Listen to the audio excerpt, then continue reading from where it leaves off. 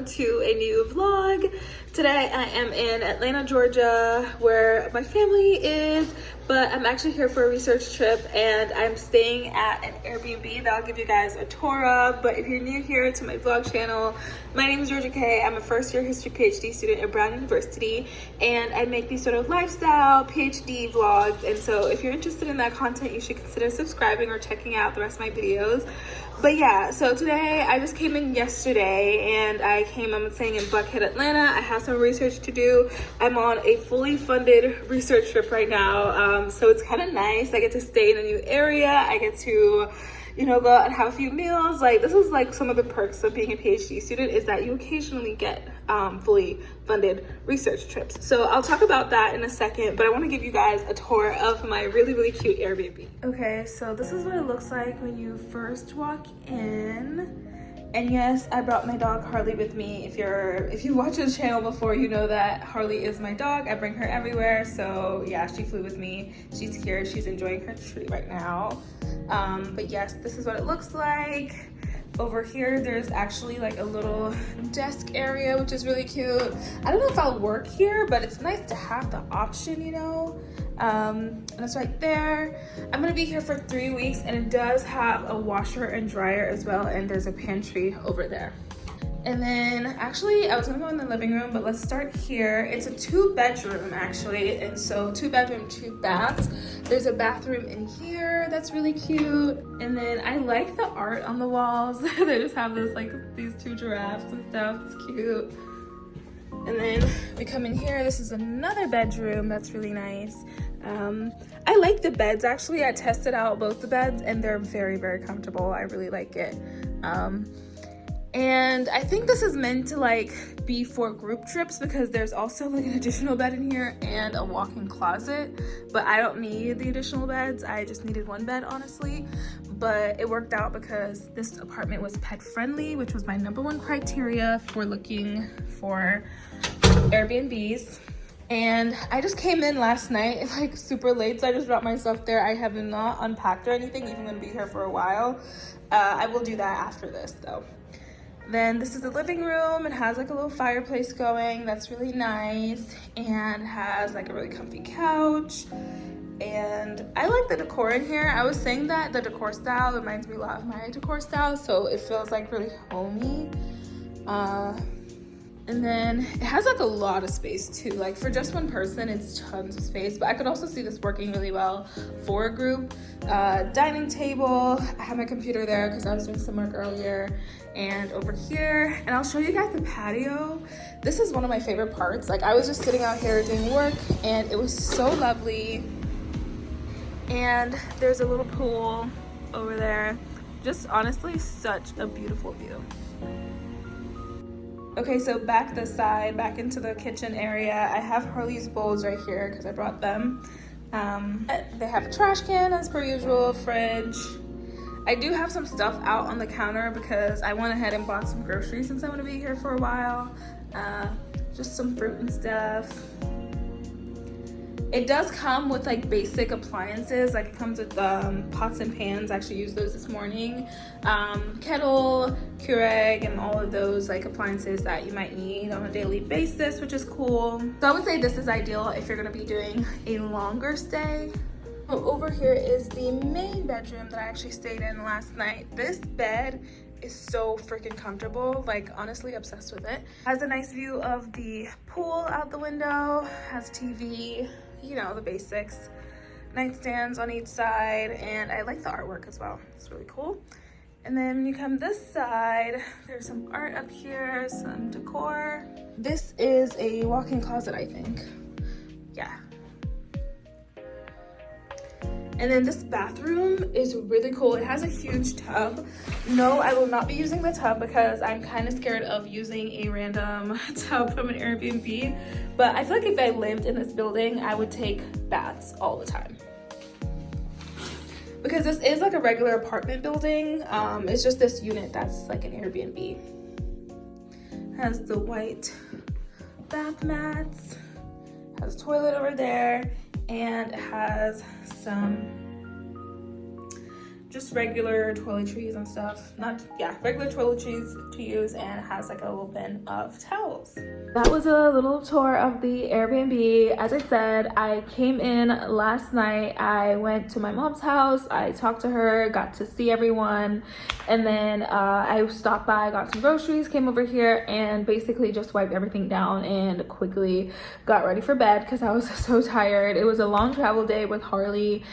She usually does really well on the plane, and she did, but she was kind of restless, and so that didn't really help, but it was fine though. Like, I'm kind of getting used to traveling with her, which is good because I have to travel with her quite a bit if I have to travel for research and stuff, because usually research trips are kind of longer. I'm going to be here for 3 weeks, which is, I mean, it's a relative amount of time. It's not too long, not too short. I feel it's a perfect amount of time to get the work that I need to get done.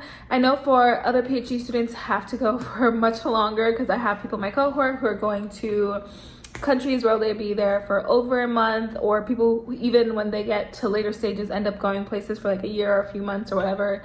So it's just nice that I'm here in Atlanta. My family's here in Atlanta, but I get to do a little bit of work while I'm here.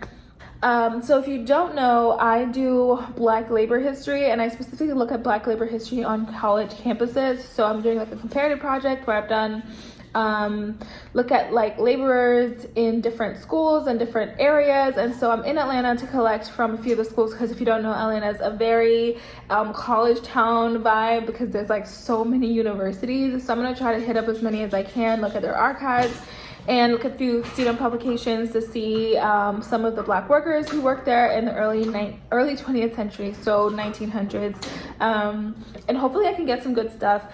For this project, I'm really just trying to see what's in the archive. Like, it's not really like I need to come out with a finished project, but more so to see like what's actually there, what I can find, and then decide the scope, because this is going to be more like my long-term dissertation plan.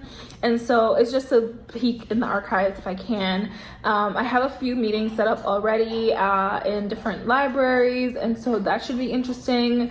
I'll definitely do a vlog of like a day in my life at one of these archives. We'll see how it works out, because I want to go there and see what the vibe is first. I'm looking at Harley because she's like sniffing around. But yes, I also wanted to talk about sort of like the theme of this video, which is essentially like a paid research trip, and like what does that entail. So for now, for Brown, we get like a set amount that we can like get through the history department, but there's also other funding sources. So I'm actually pulling together 3 sources of funding for this 3-week trip, and it is expensive, y'all, because Atlanta is like getting to be like a high cost of living city, and luckily I didn't have to pay too much for flights. I ended up paying about $400 for flights, and I had to pay for Harley's flight out of pocket, because if you don't know, if you fly Delta with a pet, you have to pay a $90 fee both ways, and so I ended up having to pay that. And the flight was like one of the lowest costs. This Airbnb ended up costing me a little bit over $2,000 for the 3 weeks, so not cheap by any means, but I needed something where I could get to the archives I need to get to, something that was central and something that was pet friendly. And so my criteria was like very limited, especially the pet friendly part, because I found cheaper ones, but they were all not pet friendly, and also not super central to where I needed to be. So it was just like a lot of things that came into play. But now that I'm here, I actually think it's a great Airbnb. Luckily I had the funding to pay for it, otherwise I definitely could not have just sprung this out of pocket. But it's a nice place, nice area, and it covered all the things that I needed it to. So that was like my biggest cost, honestly. And I'm just gonna keep my costs for like food and transportation while I'm here low, because that's the other equation. Yeah, so all in all, like my biggest expenses was the Airbnb, flights, and also food and transportation while I'm in Atlanta. Once I'm done, I'll submit my receipts to be reimbursed, which is the struggle about doing research trips. Especially, I found like 99% of like things that come through funding for academic stuff, it's through reimbursements, which I'm honestly kind of annoyed by, because I think it's kind of inaccessible for a lot of people. Like, if I didn't have that money in my account, I wouldn't have been able to pay for it, so the funding would have not like worked out anyway. So fortunately I did, but it's just like really annoying. But I am lucky that we do get money to do these trips because it helps me as a researcher, helps me as a scholar to be able to come to Atlanta and visit these schools and do the work that I need to do and not have to go into debt to do that. So yeah, I just wanted to talk to you guys about it because I know that for me, I didn't really know how research trips worked.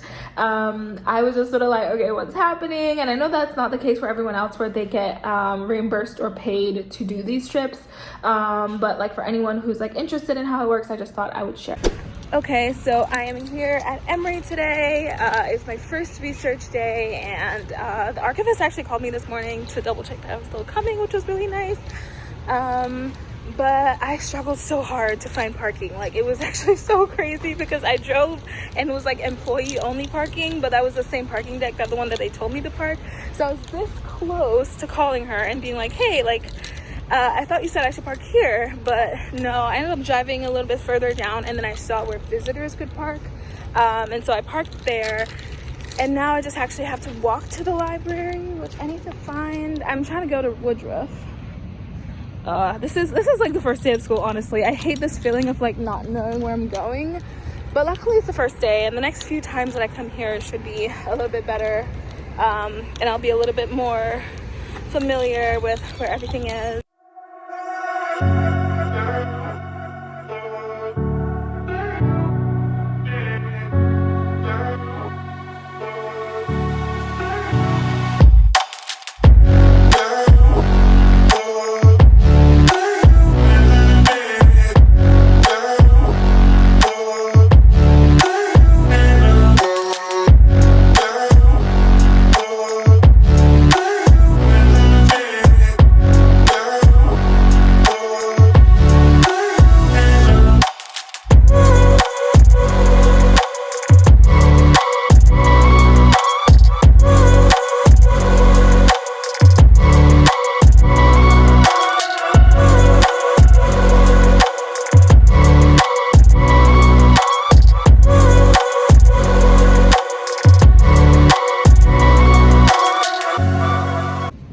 Okay, so day one is done. I actually found a lot of good stuff for my first day. I was not expecting that.